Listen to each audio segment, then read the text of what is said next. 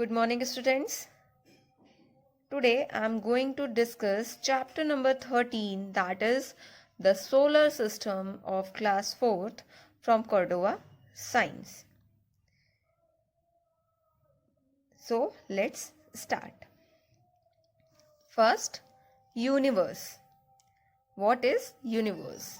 The vast space that we see when we look up at the sky and everything in it is called the universe. Universe क्या होता है? Universe की meaning है ब्रह्मांड. Means universe क्या है? हम जब भी आसमान में ऊपर देखते हैं तो हमें वहाँ पे जो भी चीज़ें दिखाई देती हैं, जो एक ओपन स्पेस दिखाई देती है, वहाँ पे जो जो चीज़ें दिखाई देती हैं, लाइक हमारा स्टार हो गया, प्लैनेट्स हो गए, ये सब क्या है? यूनिवर्स है. इसी को हम क्या कहते हैं? यही सब मिलके यूनिवर्स का फॉर्मेशन करते हैं. इसी को हम यूनिवर्स कहते हैं. It includes all the heavenly bodies like stars, planets, satellites, meteoroids, comets. इसमें क्या क्या होता है, क्या क्या इंक्लूड किया जाता है? एज आई सेड, इसमें हम सारी हेवनली बॉडीज मीन्स जो आकाशीय पिंड होते हैं, जो आकाश में, जो आसमान में हमें पिंड दिखाई देते हैं, लाइक जो स्टार्स हो गए, स्टार्स दिखाई देते हैं, प्लैनेट्स, डिफरेंट प्लैनेट्स दिखाई देते हैं, मार्स कभी कभी दिखाई देता है, वो है. सैटेलाइट्स जो लॉन्च की जाती हैं वो है, और जो हमारी एक नेचुरल अर्थ की नेचुरल सैटेलाइट है मून, वो है. मीटरॉइड्स हैं और कोमेट्स हैं. ये सब हमारा यूनिवर्स में कंसीडर किया जाता है. Next, solar system. The sun, the 8 planets and their satellites and other heavenly bodies like comets and asteroids form the solar system. क्या होता है? सोलर सिस्टम जो हमारा है उसमें क्या क्या कंसीडर, क्या क्या इंक्लूड होते हैं? First, sun which is the head of the solar system. Solar system का हेड क्या होता है? सन है. उसके बाद 8 प्लैनेट्स हैं और उनकी जितनी भी प्लैनेट्स जितने हैं उनकी जो सैटेलाइट्स हैं वो कंसीडर किए जाते हैं. और जो अदर हेवनली बॉडीज होती हैं लाइक जो कोमेट है, एस्ट्रोरॉइड्स हैं, ये सब मिलके क्या बनाते हैं? हमारा सोलर सिस्टम बनाते हैं. At the present time, there are 8 planets in the solar system, but few years ago, there are 9 planets in the solar system. Today, but at the present time, the 9th planet, whose name is Pluto, is not included in the solar system. So, the solar system has only 8 planets and 1 sun, which is the head of the solar system. This is the picture of solar system in which this is the head, sun, first planet Mercury, second Venus, third Earth, at which life is there is a possibility of life, and we all are live on this planet. Next, Mars, fourth planet, and this is asteroid. This is a orbit of asteroids. Then next planet Jupiter, next planet Saturn, Uranus, and last planet is Neptune. So these are the 8 planets of the solar system. Next, stars.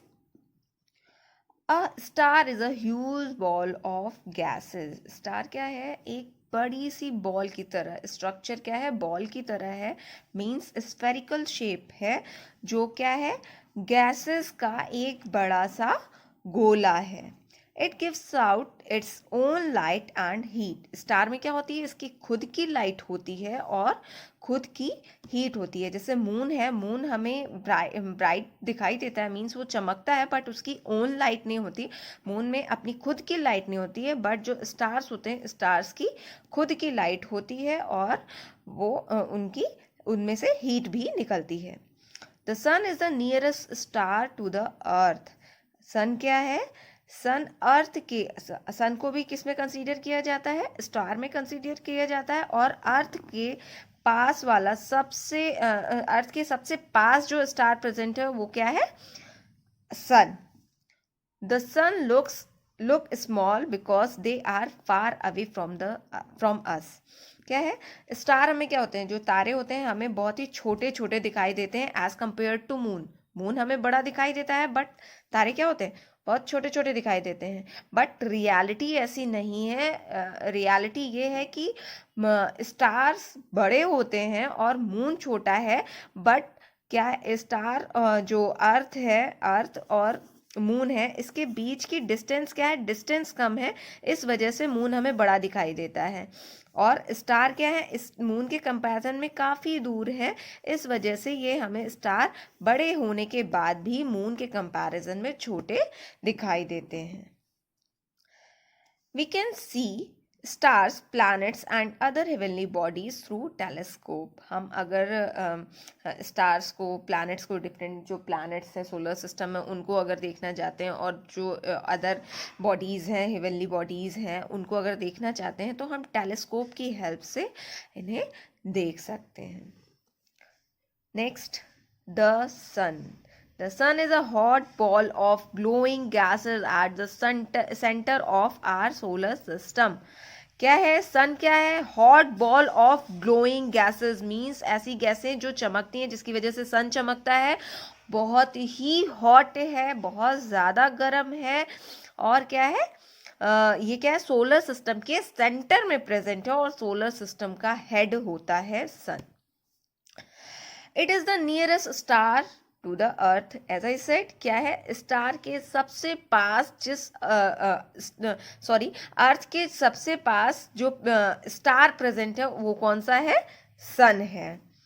It has a diameter of about 1,392,000 kilometres. क्या दिया गया है कि ये जो सन का जो diameter है, diameter not radius, diameter means जैसे ये सन है तो इस सन के सेंटर से इसकी जो आउटर जो इसका पेरीमीटर है वहाँ तक की डिफरेंस जो इसका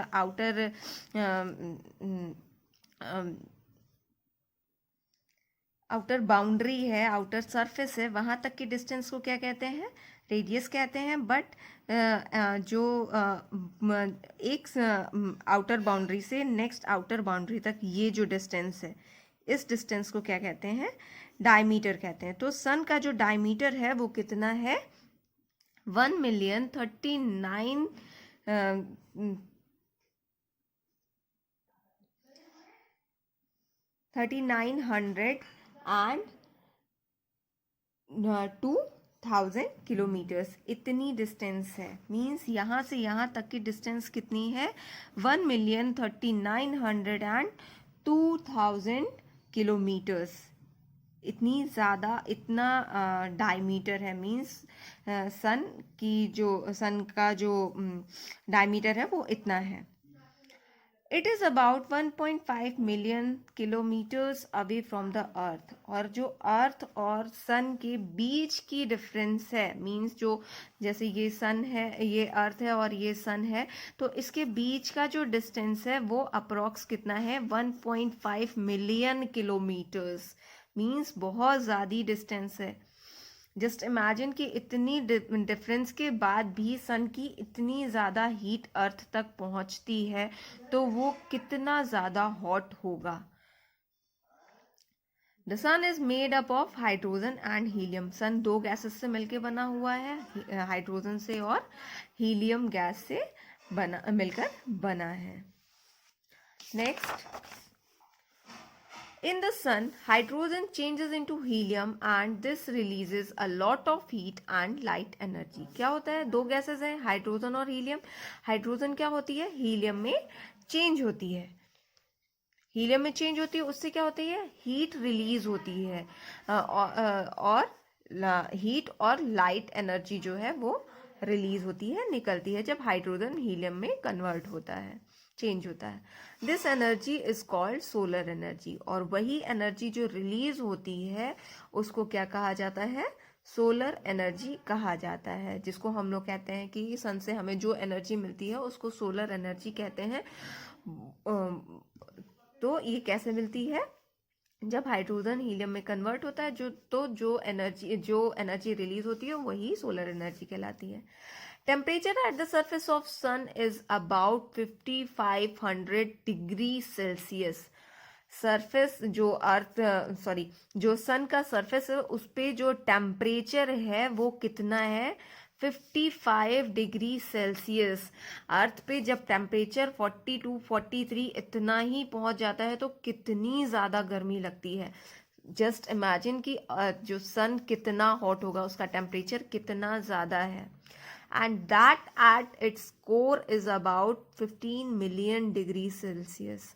और इसकी कोर में, सन के सरफेस पे इतना है, कोर में मीन्स जब और अंदर जाते हैं तो उसका टेम्परेचर कितना हो जाता है?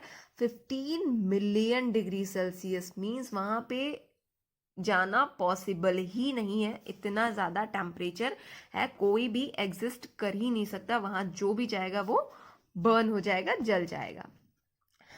Without the sun's heat and light energy, there would be no life on the earth.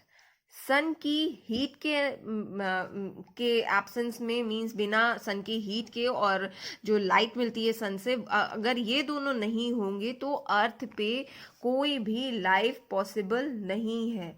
क्यों? क्योंकि जितने भी एनिमल्स हैं वो किस पे डिपेंड है? प्लांट पे डिपेंडेंट है। और प्लांट अपने फूड के लिए किस पे डिपेंडेंट है?